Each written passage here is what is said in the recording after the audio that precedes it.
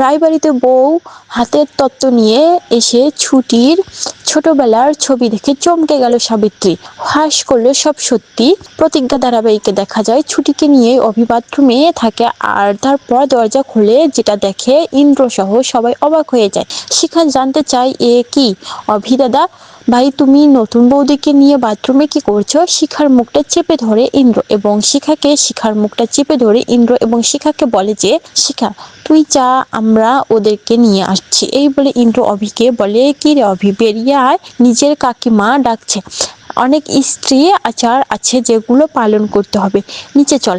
অভি ছুটিকে নিয়ে নিচে যায়। অভির মা ছুটিকে বলে যে, আমি জানি না তুমি আমার, যেহেতু তাল আমার ছেলেটিকে বিয়ে করছো, এই বাড়িতে বউ তুমি, তাই কিছু নিয়ম কানুন তো পালন করতেই হবে।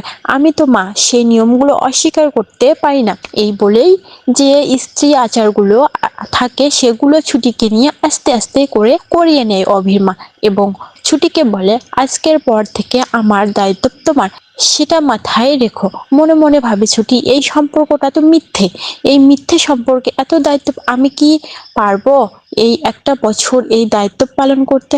অভির মা অভিকে বলে, অভি যেহেতু নিয়মগুলো পালন করতে হচ্ছে, তাই কাল কিন্তু নিয়ম অনুযায়ী করব। আর বাড়ি ভর লোক বলতে কে আছে না আছে আমি ওভাবে জানি না, তবে যারাই আছে তাদেরকে কিন্তু তুমি আসতে বলবে। ইন্দ্র অভির মাকে বলে, ঠিক আছে কাকিমা। ওর বাবা তো এখন কেসের কারণে বলে চুপ হয়ে যায় ইন্দ্র।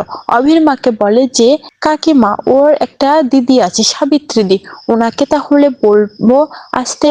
বৌভাতের অনুষ্ঠানে চলে আসে, মোটামুটি বৌভাতের আয়োজন করে ফেলে অভির মা। অভি ছুটির ভাত কাপড়ের দায়িত্ব নেয়। সাবিত্রী দি নিজের সাধ্য অনুযায়ী